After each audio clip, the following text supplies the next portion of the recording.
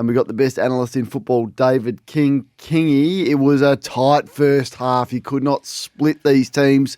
High stoppage game. Brisbane really struggling to move the footy like they usually would, and just thought Geelong had it on their terms. Largely, they would have been the happier team at halftime, but then it completely opened up after the halfway point of the third term. They would have been happy, but Bailey was getting opportunity. They had a lot of looks. They had a lot of good looks, the Lions. They just didn't capitalise. He could have kicked 7, Bailey. Yeah. It would have been an amazing day. I thought he was best on ground for the day, but we'll get to that in a moment because I just thought he created so much havoc. But they had just, in the end, it was the battle for quality, wasn't it? Like quality ball. It looked like the Lions had more patience, more time, more composure. I mean, Holmes was getting a stack of footy, but nothing was coming of it. Nothing was coming from it. And it really wasn't until the Lions went crazy in clearance in the second half that just destroyed the game. But specifically the first half, I think the Cats, they just didn't have any winners forward of the ball. Like Neil had his hands full with Harris Andrews, who was unbelievable again. So what a player he's become or been the last couple of years. 2 marks inside 50 for the first half, despite having the same amount of opportunities as the Lions at the other end. So I just thought the game broke when Lachie Neale come on and they took complete control of clearances, and not just winning ball and getting it forward, but creating, changing angle, overlap, numbers, wave running. They took risk. Zorko was taking risks left, right, and centre. McCluggage got on top, and the damn wall broke, and it was just an absolute scoring fest from stoppage. Every time the ball hit the ground inside the Lions forward 50, it looked like they were going to score. That, and that's been the cornerstone of their side and their dominance for the last 3 years. Is those medium to small forwards who are the best in the comp, and they got 5 or 6 of them. Didn't get anything from their tall forwards. The resting ruck was never going to provide much, but he got in the way, Big O, when he was down there. Didn't get anything from Gallup. Logan Morris was quiet, but their small forwards just lit up. Charlie Cameron to have that day after the year that he's had, the qualifying final where he had 2 touches. He looked like he didn't want to be there, Charlie, in that qualifying final. What a turnaround for him. Loman is now one of the great finals performers of the last couple of years. I think he's kicked 17 goals in the last 2 final series. We know about Bailey. I mean, they're just absolutely stacked, and that's been their biggest weapon. And often it is the smalls in finals, the forward line, that get you. It's never the talls, it's the smalls, and they've got the most of them. So they just look so dangerous every time the ball went inside 50. Yeah, and you got to win contests forward of the ball. We keep saying that. So in the second half, forward 50 of Geelong versus Brisbane's defensive group, 3 contested possessions to 12. Well, that's just a smashing. That's just uncompetitive. They had a lot of guys in the Geelong lineup, and you can go through. I'm sure that Chris Scott would be going through this game with a fine-tooth comb. There were some that really just didn't front up in the contest. Really didn't bring their toughest performance. Stengel had a really poor moment where he ducked his head. Neil was just awful. But even Danger wasn't himself, and even Jeremy Cameron when he was healthy. I know he was banged up, mid-second term, but he wasn't really firing a shot before then. And, you look at you look at Lachie Neale, and I know everyone wants to talk about your comments from last week, but let's just talk about the game. Let's just talk about what Lachie was able to do. And it was very similar to Josh Kelly. And Jason Dunstall said in the pre-game, do you think Lachie Neale can do what Josh Kelly did for the Giants when he came on and played that third quarter a few weeks ago? It didn't get him over the line, but they were 40-odd points down, and it got him back in the game. What he did was unbelievable. 7 clearances in a half. So they went from 20 all, the clearances were at half time. So second half, 32-17. Neale had 7 of the 32. Ashcroft had 6. And it was 10 scores to 2 from stoppage. So, you marvel at the fact that Chris Fagan took the risk. Yep. And the game panned out exactly how they would love it to have panned out. Have it in an arm wrestle, and then we can inject him. And if he goes crazy, well, away we go. I thought they went a fraction early, at half to go at half time, and then Starcevic had the concussion go, well, they've already made their sub. He was actually a bit scratchy when he first came on. He lost his feet a couple of times, and he was struggling, and I even spoke to him after the game about this. He was struggling to find it. He was in good positions, but couldn't get his hands on it. I think he only had 3 possessions until the late stages of the third term. Then he kicked that goal, and that was the goal that broke the whole game open from a psychological point of view. From him, then he started to feel it, and then the midfield just started to go whack. So bigger than that, wasn't it? It was an iconic moment every grand final, and that was the moment. Was the one. Yeah. That was the moment from Zorko coming off his man to set up Neil. He struck that ball as good as you were going to strike it. It like split the middle of the goals and the reaction, and it was like, gee, it's going to be hard for Geelong from here. But that's the beauty of Chris Fagan. Like, he's so loyal to his players. Charlie Cameron, I would have sent back to the VFL at points this year. I would have done the same with Rayner and Hipwood last year, but he just doesn't do that. He just continually backs them in, and he gets the results. That's why he's been so successful, and his players love him. Lachie Neale says, okay, I'm going to go. Well, you're not going to go for 4 quarters, but you can go for 50 minutes, and that's what he did, and it was a big call. So well done to Chris for picking him. These games are won by your best players, your better players, and which Always. set of better players take control. Your reputation's enhanced. McCluggage, Zorko, Bailey, Neil, he's a Brownlow medalist, and you Andrews, Lohmann. Yep. all of those guys. And you look at the Geelong lineup, and I'm really scratching. I mean, Holmes got a lot of ball, but was there? I thought Dempsey was good. Dempsey and Bowes. Bowes was the other one for me. I thought was terrific. Probably Geelong's best player, Bowes. But outside of that, their leaders really didn't have the days that you would have needed. And the caller earlier, his name escapes me, from Norwood. Johnny, was it? He's spot on. I mean, Wilmot's 21, Fletcher's 21, Ashcroft 21, Morris 20, Levi Ashcroft 18. Like they got this glut of quality coming through that they're going nowhere. And the big game experience that they've already got. Like, Wilmot's played in 14 finals. Yeah. Like 14 finals. Hasn't missed a game. He's played 83 games in a row since he started. What Lohmann's done in finals. I mean, they've all now had big finals experience. We used to speak about Brisbane on the MCG and their poor record. Fagan used to get so angry when you brought up their record at the MCG. That's not an issue for this group now. So just how resilient they are, well-led. I mean, Andrews is only 28, I think. He's got 7 years left in him. So I was critical. This group has to. So 18 months ago, I said this: if Chris Fagan can't get it done, you've got to look elsewhere, right? Because this group should be winning flags. They've gone bang bang back to back and done it in a different way. So Chris is not necessarily looking to be the tactical genius. He's the relationship guy and has done it differently. So full credit to him. People want to bring that up, so let's address it. That's why I said what I said, and I've said similar things about Fremantle. Once you get a list like this, and it looks like they're going to have it for a run for ages. I mean, what a time it is to be a Brisbane Lions fan. Yep. All right, you can have your say 1300 736 736. We often get caught up in, is it a dynasty already?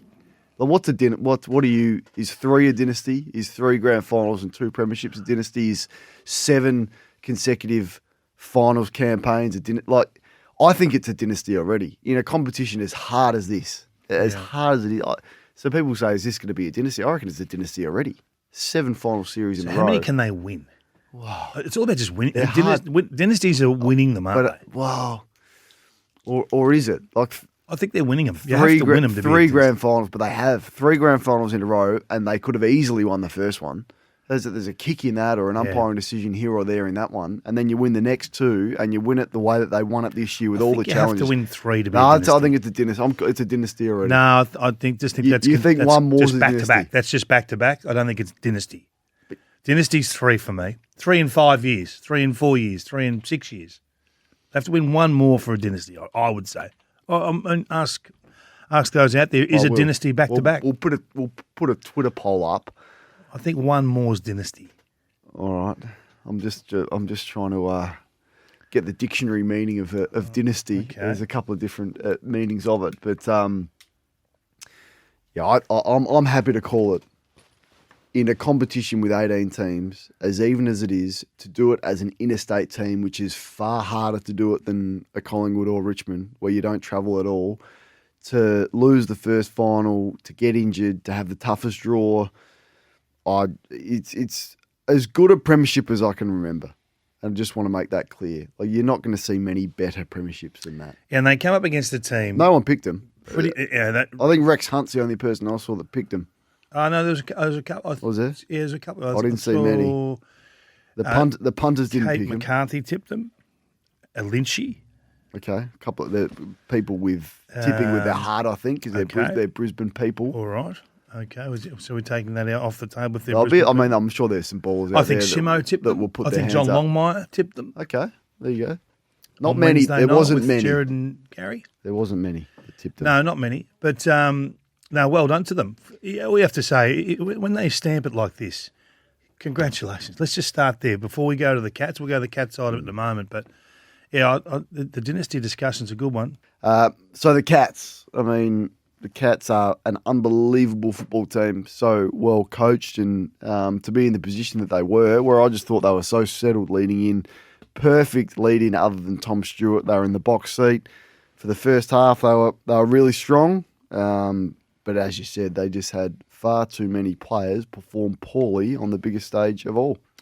Yeah, they're better players. And we're talking about Max Holmes, got a lot of footy, not a lot of damage. Bailey Smith, not a lot of damage. Atkins he had a great final series, Atkins. Wasn't the same. Ineffective. No excuses. They had a healthy run. Okay, Stewart wasn't there, but outside of that they were prime, ready to go. Had the sweet seat in terms of the week off through the final series. The Lions had to wrap around, go the hard way. No excuses. I didn't think they were tough enough. I didn't think that they were honest enough with their footy. They were well beaten at ground level. They had a couple of vulnerabilities down back, really exposed. Guthrie tried to be Stewart a couple of times and wasn't. Simple as that, and created some soft drops. O'Sullivan, well, he just got found wanting on occasion and looked like the young player that he is. He's got some growth, obviously, and that'll be a tough watch to re-watch that grand final, I think, for him.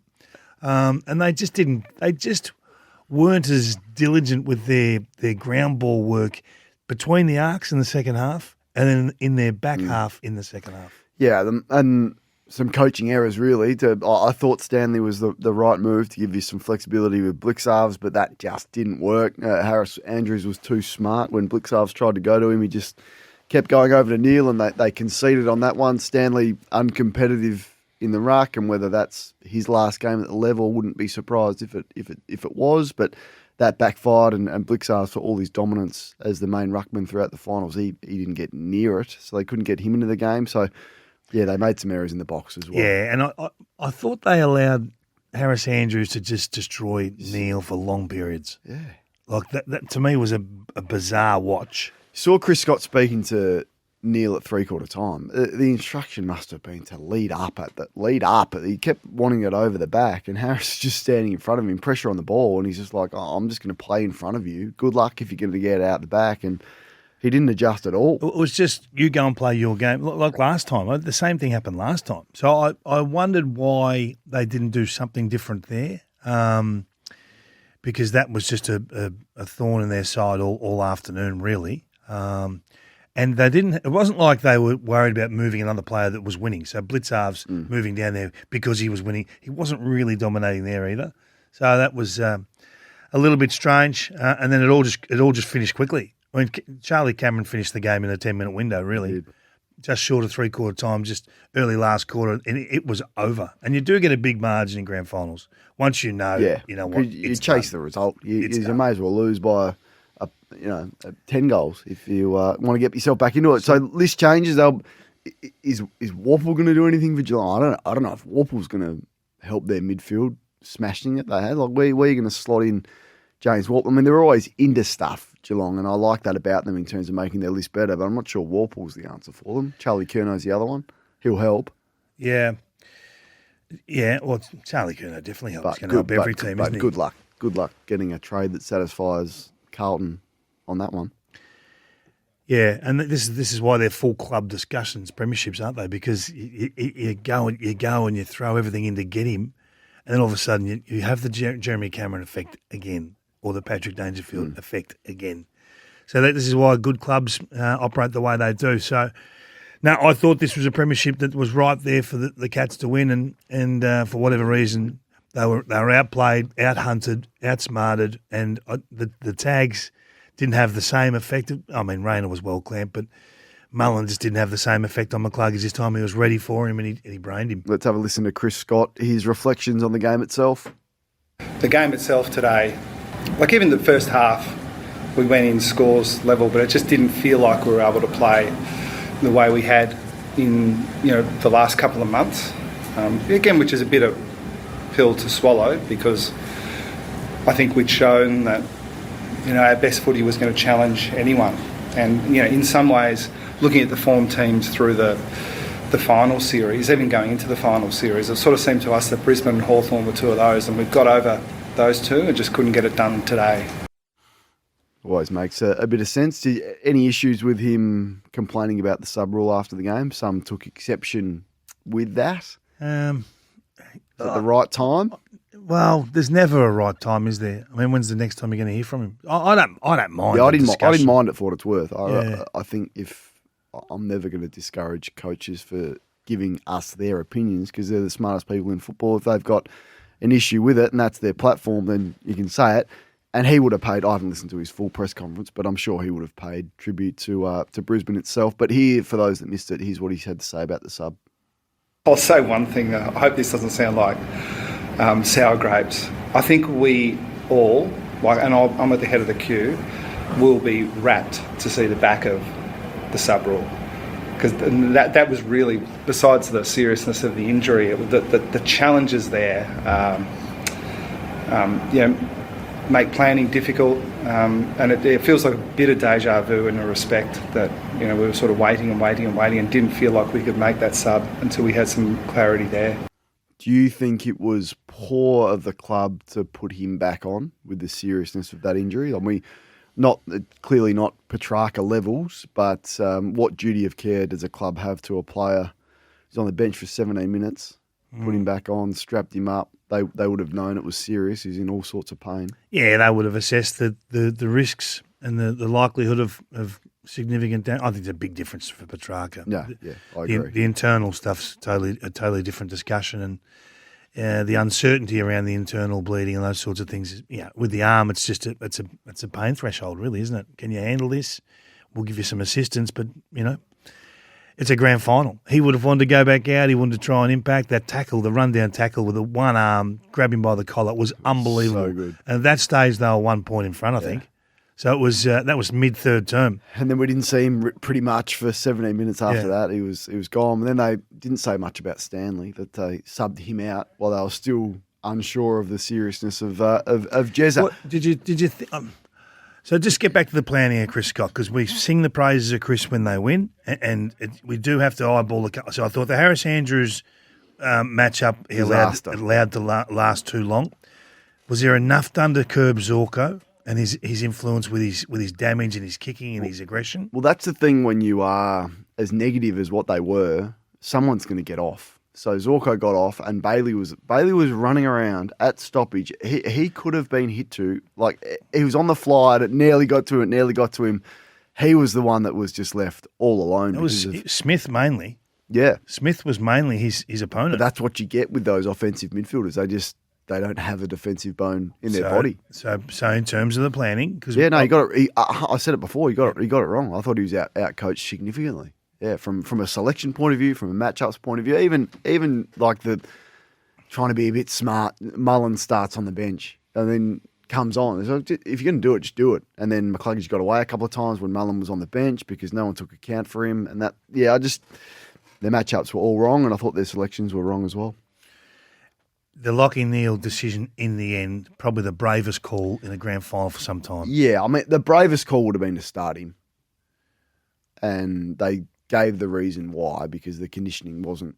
The injury was fine. There's no issue with the injury, but the conditioning wasn't up to. Otherwise, you're starting the dual Brownlow medalist in the centre bounce for the grand final. So, I mean, they weren't fully confident in it. Started him a sub, and it worked out absolutely perfectly. Could have gone one or two ways. I can't wait to ask Danny Daly how many of their players would have started the game injured. And how injured? There was a few. Yeah, because you only find this stuff out in hindsight. We know about Lohman. We know about Dunkley. Let's have a listen to the winning coach, Chris Fagan, after the game. The last 3 years have been pretty special. We've played in the 3 grand finals, and we've been able to win the last 2. And the one that we won this year, there's been a lot of adversity and a lot of challenge when you think about it. We had the toughest draw. I think that's pretty well documented. We had a lot of blokes that played in last year's grand final that didn't play in today's grand final. We're out there with a lot of 22 and unders playing. So it all bodes well for the club as long as we stay calm and don't get ahead of ourselves. But it's just been an amazing ride. It has. Almost a dynasty, I would say. I would say a dynasty. He's done a great job, Chris. And in terms of the club being, united on all fronts, you just don't hear a peep out of them, do you? No. Everyone's happy. Everyone's consistent with their messaging. They've been great with us all year. I mean, we've got Danny coming on later, but should we rank? You and I should do our. Oh yeah, this is going to create some friends. We need a term for it. Like we like to name things, but the best, the three best clubs to deal with this year, and the three worst. Yeah, I think I already know your three. Brisbane worst. are number one by a mile, and it just goes to show that putting players up and spreading your club's message does not affect your performance at all. So they are number one by that far. I think number one would have to be the Hawks with us because we get the coach every single. Yeah, that was unfair. Probably the Hawks have been outstanding as well. They're number one. My Hawks. No, they're not number. I think mate, the coach comes on every 2 weeks. What more do you want? Yeah, probably. Okay. He's one of three that are talking to you. Geez, you talk me around. So my Hawks number one. That's still your Hawks. Those Lions, I think the equal number one, if not number two and three. Mitch, you're going to help us out here as well. Well, I think GWS have been pretty good Giants with us. are always good. Suns are very good with us. Suns are good. Although we haven't had Hardwick, I don't think. We've had Kingsley a lot. So the Giants, I agree, have been excellent. They're ballers. And the worst? The worst. Well, we haven't had any Bulldogs on. No. I don't know why. No, I can't work that out. Your Kangaroos are a disgrace. A disgrace? Yeah, disgraceful. A disgrace? Disgrace. Why is that? An absolute disgrace. Well, how many Kangaroos people, not that we care about them, but how many we had on? You made it a little bit difficult for us. Got us thrown out of the joint. They were even looking at me because I mixed with you. We haven't had. We didn't get a lot of Essendon because of you. No, what? No, you? No, that's not true. It's because they were pox. Anyway, we didn't get a lot of Melbourne because of you. No, well, they would. You went after the love machine down there. Well, that was one of the more embarrassing storylines of the year. Yeah, we love each other. The connection. Next year, hang on, can we just revisit that? What? How ridiculous their preseason is. And we called it at the time. I was reading this going, this is the biggest load of rubbish. Now the coach is gone. No one knows who's in control of that footy club. Their young players want out. Their best players want out. But no, the love is there. The connection is there. Embarrassing. Anyway. It's like a giant yoga session where you were holding hands. Josh Gablich from afl.com.au. Gabbo, welcome back. Hello, Kane. Hello, Kingy. Hello, mate. What was your favourite storyline out of the grand final? Good question. You're hitting form. Thanks. Late. You could have sort of set me up. I during could have. Talked to you for 3 minutes. I know. We were talking about things. Don't mention what we were talking about. We were talking about some other things, but look, there's many to choose from. Could be Lockie Neal. I love the Lockie Gardner. Neal. Could be. I love the hyperbaric chamber element to Lockie Neal. Yeah. 60 hours in a hyperbaric chamber in 3 weeks. Hadn't heard of the hyperbaric for a few years. Do you think? I thought it was out of vogue. I thought they were gone. I said this last night. Someone debunked the myth. The great Bruce McAvaney said to me after the game, I think you'll be a legend now, Lockie. I think you'll.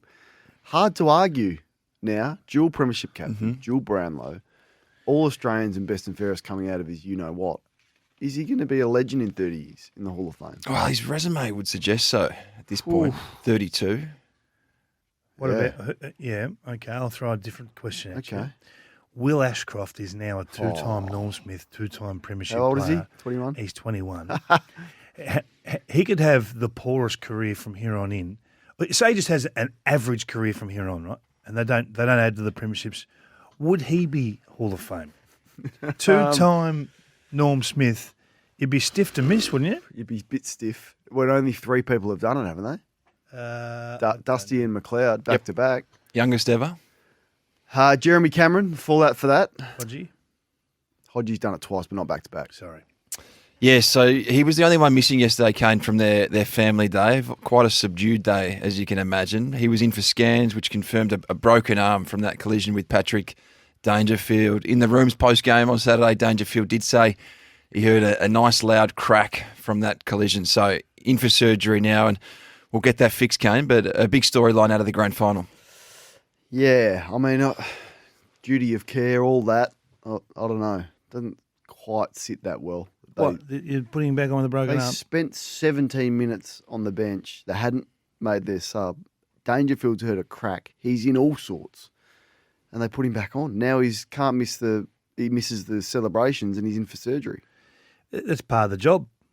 I think this is one that you... Well, we don't do it with head knocks. We don't do it with internal because we injuries. don't But know. it's fine to do it with a snapped arm. Because we know what the problem is. I'm pretty sure the expert medicos and Dangerfield's heard a crack and you're assessing him for 20 minutes can diagnose a broken arm. Yeah, I'm pretty that's sure. what I'm saying. We know what it is. We don't know about internal bleeding. We don't know about the head trauma. It's a totally different case. I think it's a decision between what the player can handle pain management wise. Can you put a needle in there? Can you assist him? That'd take some time. That would be part of the 17 minutes on the bench. Yep. So I don't think it was a bad decision to put him back out there. Do you? No, I don't, because part of the discussion was that had a whole half to get through. Didn't feel like he'd get through a whole half, but could he get They through? hadn't made their sub yet. They could have subbed him. But They didn't wanted want to him lose out him. there. They wanted him out there. Yeah, well, he was no good out there. He got a broken arm. How good are you going to be with a broken arm? If that was your son, would you be happy with your club putting you back out there, jabbed up with a broken arm? Part of the gig. This is part of the gig. It's part of high level footy. You put your hand out for 1.2. This is part of the package. Okay. What else? Are there injuries? How banged up were the Lions? Well, this is the beauty about going into the rooms on Grand Final Day, Kane, is you do learn some interesting stories. Every year there are some. And Josh Dunkley was an interesting one because we knew coming out of that prelim that he had an ankle injury, returned to Brisbane in a moon boot. Turns out he played through a grade 3 syndesmosis injury, which is an 8-week injury.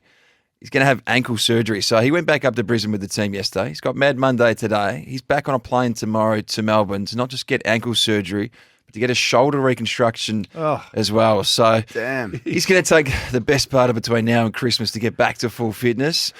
But I think becoming a 3-time premiership player cushions the blow. 5 grand finals in 10 years. Special. They're not going to stagger the operations. Just get you Bang, bang. bang, bang, and you literally cannot move.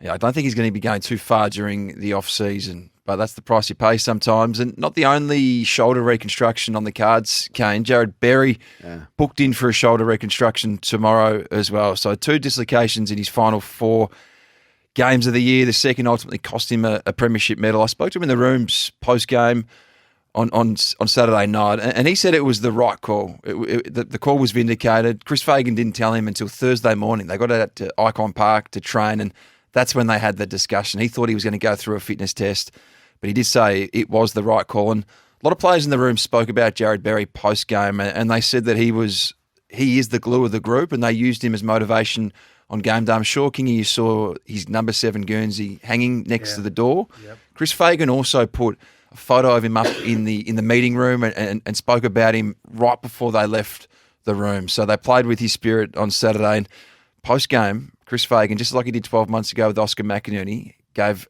Jared Berry's premiership medal. What a gesture. Yeah, it keeps the Macau one and gives him the premiership one. I think that's a great balance. That's a great way of doing it. And the argument will start about rewarding squad over the 23. I think the 23 is they get the medals, they get the tattoos. I agree. Wouldn't be the same. How much whinging is there going to be from other clubs about Brisbane, father sons, what they gave up for the Ashcrofts, more coming in, free agents? Has the whinging started, or when will that start? Oh, clubs clearly feel aggrieved because of what's happened. And there's another one coming in, Dan Annable, Kane, who became an All-Australian this year. He's been in the academy at Brisbane since the age of 12. Came runner-up in the Lark Medal. He is a star, definite top 10 pick. Where that bid comes, we'll wait and see. But some clubs see him in and around 5, 6 or 7 in an open pool. So another midfielder coming. And when you think Sam Marshall was the unlucky one to be subbed at halftime, another academy player coming in. So I think Brisbane are going to be clearly really active. They've got Sam Draper and Oscar Allen coming in. But I'd expect Brandon Starcevic and Kalachi to come out the other way. That's definitely been the feel this month. Both became 2-time premiership players on the weekend. Starcevic ended the game on the bench with another head knock, which is a concern. But I still expect West Coast to come for him in the end. What a risk. How many years? 4 years, I believe. Okay. 4 years. So I don't think anything changes with that, with another head knock. Yeah, okay. So if you're the West Coast Football Club right now, would you be thinking, okay, do we have to weigh this up? I think you would Had have another one. I think you would have guaranteed his manager and him the contract regardless. I think it'd be too late to without back an out. asterisk. I think so. They have. So if I'd be surprised if anything changes. Yeah. What a trade period in the Herald Sun today. There's 52 names, double page spread. Where does your attention lie? Let's go with the biggest ones first. Charlie Curnow. Well, we heard from Andrew Mackey yesterday on Channel 7, Kane, and he confirmed Geelong's interest in him. He said it's going to be difficult to get a deal done. We know Charlie Curnow would love to get down there. That's where he's from. That's his priority. It's going to still be one of these really difficult ones to get done. And if it gets done, King's got the last 2, 3, 4 minutes of trade period written all over it. It's deadline day for sure. They're punished, those ones. Tell me about it. Most of the big ones are, aren't they? Is anyone going to get something done early so we can move on with our lives and try and get you a better list? I think there's going to be a lot of movement this year. A lot of fringe players move. So I think we might see a Will Brodie, for example, get done fairly swiftly. That'll be good. That'll move the needle. Yeah. That'll be good. And chuck in. We want movement. So we want fringe players to move. We do, but they're hardly going to move the needle. But Petrarca's going to move the needle. All of them to move to Port Adelaide. What's happening with him? Well, Adelaide clearly loom, Kane. They are really, really interested in Christian Petrarca, and he is becoming more and more open to moving interstate. That's been the vibe over the last 2 to 3 weeks with him. I don't know if you've seen the petition over in South Australia. Has that come across you? We had the Safe Space exclusive with Darren Burgess leaving. Has that altered his view of going to Adelaide because of the connection with Burgess that won't be there now? Well, I looked into this across grand final week, Kane, and he doesn't miss. Adelaide have known about it for the best part of 4 months that Darren Burgess was going to go. 4 months? 4 months. That's why they announced their replacement. How did you not find that out? I don't know. What there the was hell is going on with rumors you? about this last year, actually. It's your club. Him leaving. Adelaide, my club. Now it is. You've jumped off the other mob. That's why they had someone ready to go. And Ian McEwen, who's been He's in the a AFL legend. before. I've got to say, Maccas is a legend. There's still everyone from Port Adelaide, Yeah. the Crows. Irishman. Everyone. Nix goes, Phil Walsh goes, Burgess goes, Maccas goes. Everyone goes from Port Adelaide to Adelaide. Anyway, he's an Irishman. He's a ripper. They've done well. But Can I ask you, though, in all seriousness, how big of a blow is losing Darren Burgess for the Crows' pursuit of Christian Petrarca? See their injury list this year. I mean, that was a big factor in their success. In terms of Petrarca, I don't know. I don't know what his relationship is like with him, but Strong. Okay. So what's the percentage chances he's at Melbourne versus Adelaide? Is that only Adelaide or is it Gold Coast? Gold Coast as well. I think he would have loved to have got to Hawthorn, but they're going to be all in for the duration of the trade period on Zach Merritt. So it's going to be hard for them to pivot if he is held to Essendon. So if you had Petrarca staying at Melbourne or the Field, which would you pick? Well, he's contracted, so that's the tricky bit. I still think it's 50-50. What about Merritt? Mate, this is fine. Put the pick and music stick on, on. for goodness Mate, sake. sit on the Don't fence. you listen to this You come in program? here, it's the last show of the year. No, I said 50-50. No, that wasn't the question. That's the fence. That's right do on it my again. fence. That's my Do it again. percentage. Melbourne or the 17 other clubs you can pick from. Where will he be? He's a 25% chance to stay at Melbourne. Merritt, Essendon or Hawthorn? I still think he gets to Hawthorn in the end. Mate, That's a good call. No, that's off the fence. What do you want? I want shorter answers. No, I'm happy with that. All right, they're the only two I really care about. Curnow, give him the Curnow one. I want it on file. Curnow, Carlton or the Field? I think he stays at Carlton in the end. All right, that's very good. All right, good stuff. Any shocks, any surprises? Like, is there any, like a Butters or someone comes up late or a random player that we haven't spoken a lot about? I think there's a shock somewhere. Like Lockie Schultz was a shock. Yep. So it doesn't need to be an All-Australian superstar, but I feel like someone will emerge. Elliott?